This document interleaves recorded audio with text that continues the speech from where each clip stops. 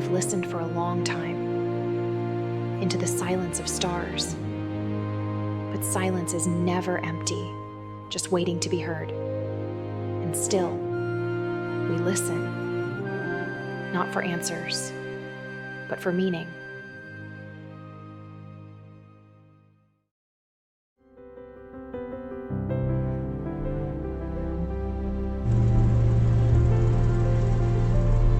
Mom, do you ever just sit there with your giant space ears on, hoping some random aliens accidentally butt dial Earth from light years away? It's mostly me waiting for silence to finally do something interesting, like your goldfish pretending to be mysterious. What if aliens are whispering super quietly and you're just missing it because you're not leaning in close enough? If I lean any closer, my face will be part of the telescope. And I'm not ready to be famous for nose prints in space.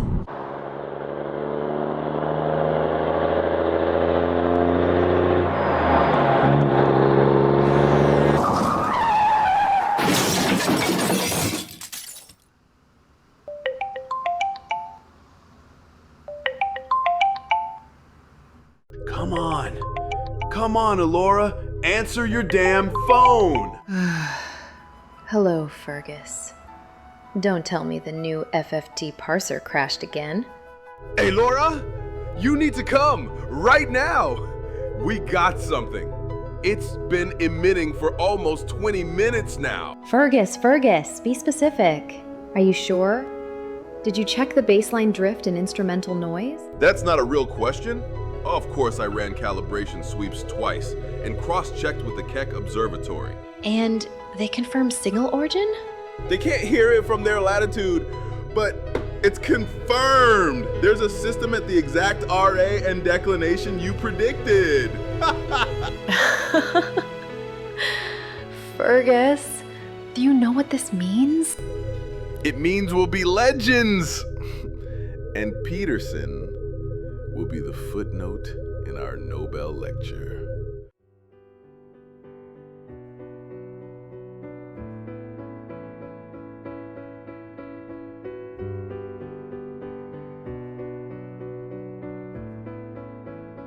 It finally happened. Two American astrophysicists, deux astrophysiciens américains viennent de capter un signal provenant d'un autre système solaire. 5광년 떨어진 다른 항성교에서 신호를 포착했습니다.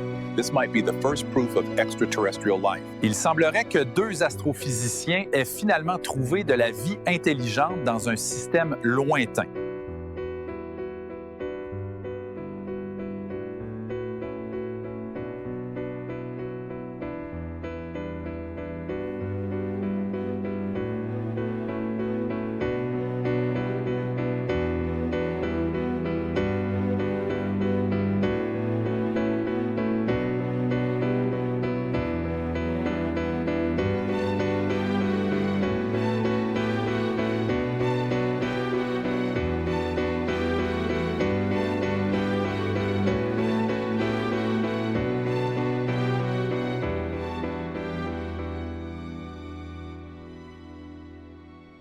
After that, everything got even crazier.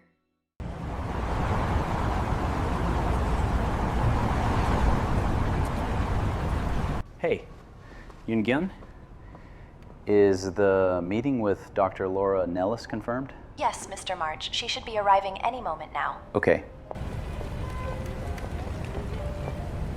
Oh, you must be Dr. Nellis. Mr. March is waiting for you in his office.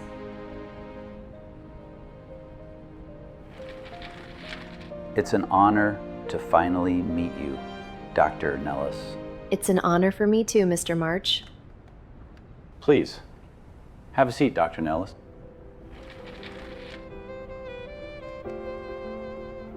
I can't believe I have the famous Dr. Elora Nellis in front of me. Yep, apparently that's me. Fame and all. Truthfully, I liked your work even before it made the evening news. Really? Then tell me, what's your favorite quote? Silence is never empty, just waiting to be heard. We don't listen for answers, we listen for meaning. From Echoes of Deep Sky. You actually read it. I wrote that book. right after my daughter Amelia was born, nearly 16 years ago. So you have a 16-year-old? That must keep you busy. I sadly never found time for kids. She, passed away 9 years ago. So, why did you want to see me? I'm really sorry to hear about your daughter. But yes, the reason I wanted to see you is meaning. I'm not sure I understand. I'm talking about what does your discovery mean? Not just scientifically, but for us, the human race. I know it's a very important discovery, but I'm still not sure I follow where you're going with this. My company developed groundbreaking tech, propulsion, bioadaptation, deep cryo. After you discovered the signal, I had an idea. Okay. And you want to... I want to send a crewed mission to that system, and I want you to lead mission development. What? I know that sounds crazy, but... I was thinking maybe a deep space probes. You're joking, right? 7.5 light years. That's hundreds of years with current tech. Let's say our tech might be a little more advanced than current tech. Before taking a decision, I invite you to see it for yourself. An helicopter is waiting for us.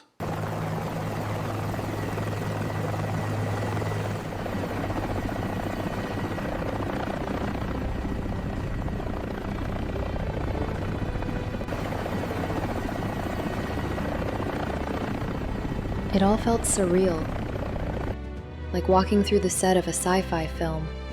But the systems worked, and everything was real. As Darian, well, Mr. March, I should say, unveiled each layer of his vision, I began to understand what he meant. This wasn't just about reaching the stars. It was about what it would say about us, if we dared to try. So I said yes. I agreed to help him. For the first time in recent history, the nations of the world will not compete. They will unite. Not in war, but in wonders. We now stand at the edge of the impossible, Knew you'd end up changing the world, Elora. joined by a purpose Always knew you. greater than borders. Greater than politics. Together, we will launch a mission to the stars. This historic effort will be led by the visionary minds of Nova Star Industries, under CEO Darian March and Dr. Elora Nellis, whose discovery sparked a new era of hope.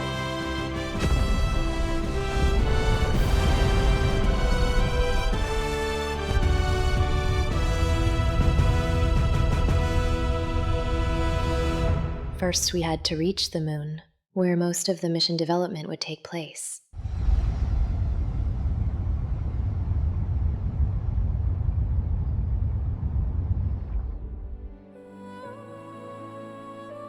Novastar became the first company to construct a factory on the moon, an achievement that would have sounded like fiction just a decade ago. They built it in under 6 years, and watching the mission come to life in low gravity felt like witnessing history take shape.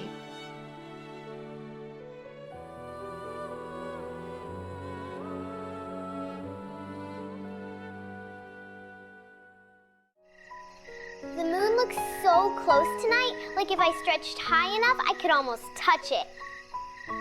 It's been pulling at us since the beginning of time, and somehow it still makes me feel small and safe all at once. One day, I'll go on the moon, and I will leave my footprints right next to those old ones up there. And I'll be right here, cheering the loudest from Earth. Or maybe waving at you from a telescope, just like this one.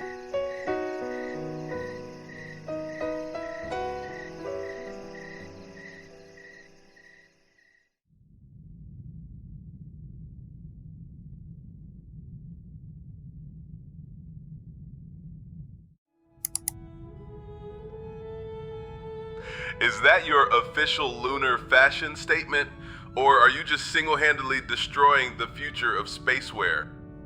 Please. This from the guy who still wears t-shirts from sci-fi shows that got canceled before we were born? Hey, Those are vintage collector's items. Remember when I made you watch 2001: A Space Odyssey back in university? You mean forced me? I nearly slipped into a coma halfway through the docking scene. I know, painful, but come on. It's a rite of passage. You can't call yourself an astrophysicist until you suffered through Kubrick. So, how are you holding up out there? I still have the nightmares. That part never really changed. But last night, I dreamed of Amelia. But not the crash.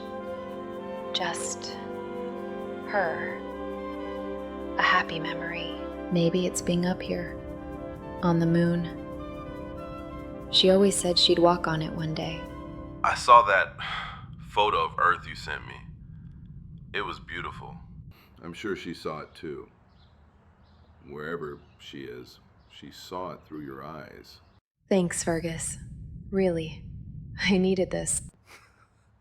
Anytime. But next time, I expect better fashion choices. Maybe a cape? Okay, bye, Fergus.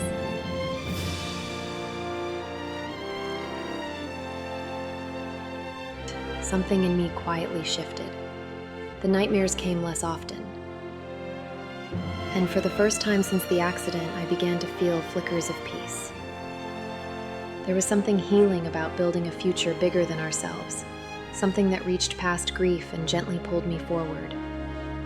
I had faith in this grand, magnificent idea, and in those fleeting, weightless moments, I felt alive again. 9 months passed on lunar soil, and as the mothership neared completion, I could feel my part coming to a close. But in truth, what I felt was a beginning. I knew then, more than ever, what I was meant to do. That's my favorite place too. When I just want to get lost in the stars. It's strange. Up here, everything is quieter. Even the noise inside my head. Yes, the silence of the moon. It clears the fog, lets you hear your own heart. When I stand here, looking out, I don't feel small. I feel like I belong to it. All of it. And for once, that thought doesn't frighten me. I know that feeling. Like the universe is finally listening back. Being part of this, it's the first time in years I've felt alive. Really alive. I know your plan is to join the expedition. And I want to join too. That means more than I can say. But you know, it's a life-changing decision. 30 years in cryo, no turning back, no safety net. I've been reflecting on this for a while now, and I know. And every part of me knows this is what I want to do. Then, welcome on board Dr. Nellis. The launch is in 2 months. That means we have a few weeks left to return home. Thanks, Darian. It means a lot. So they're sending people to another star system? I can barely make it to IKEA without getting lost. Their metabolism drops to near zero. No aging, no dreaming. Yes. 30 years in, just a blink, across the stars. My generation looked up. Theirs gets to go. That means everything. So we're sending people 75 trillion miles away like frozen lasagna for 30 years, and somehow that's safer than dating in 2042? Spectral analysis confirms it. The atmosphere is very Earth-like. We're detecting oxygen and even the signature of liquid water.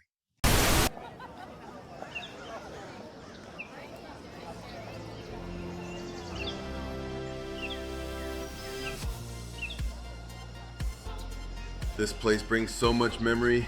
Who would have thought? Back then we were just two weirdos chasing aliens. I remember.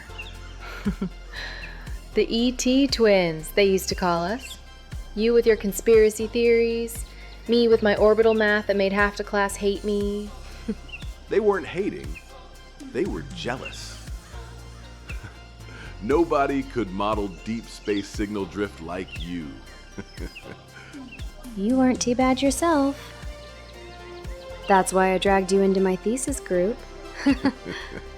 Best decision you ever made. Well, after deciding to fly 75 trillion miles in a tin can. Fergus, if I could fit you in my luggage, I would bring you with me. 30 years in a suitcase? No thanks. And who teach our students about radio pulses from red dwarfs?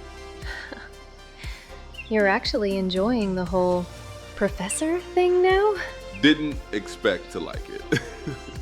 But there's something special about passing it on, seeing the curiosity of the students. Promise me you won't forget me, Fergus. Impossible. You're my best friend, Elora, and no distance in the universe can change that. Besides, you're the only person I know who could explain dark matter and burn toast at the same time.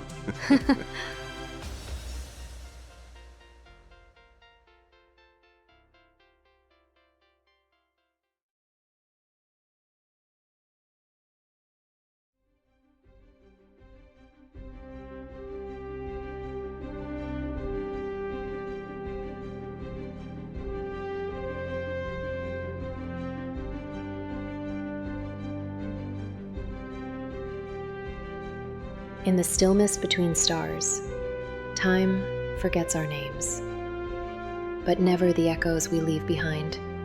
Every orbit, every heartbeat, every distant sun reminds us that we are not separate from the cosmos. We are its question, and sometimes its answer. Civilizations rise, with fragile hands reaching toward the unknown, carrying the hopes of those who may never see what lies ahead.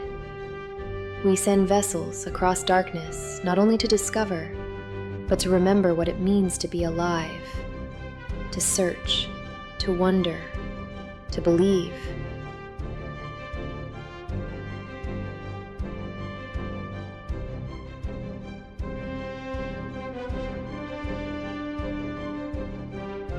And while we sleep in silence, the world continues, aging, changing, becoming the memory of who we were. But in all this movement, in all this distance, there is meaning. We cannot escape time, but we can give it reason to remember us.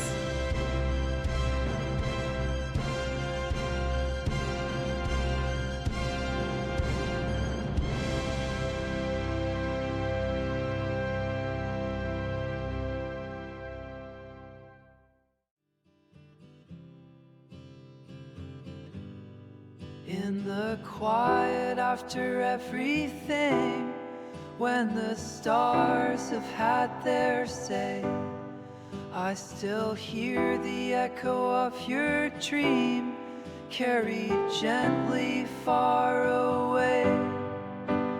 And we go on through the dark, through the light, leaving traces in the sky, like a whisper, like a fire. We were here, we were the light.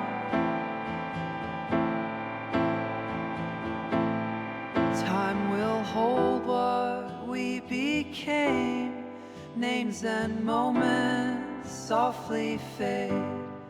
But the purpose that we found will outlast the paths we made. Still we go on, though the distance bends the line. What we love becomes the guide, like a signal through the night. We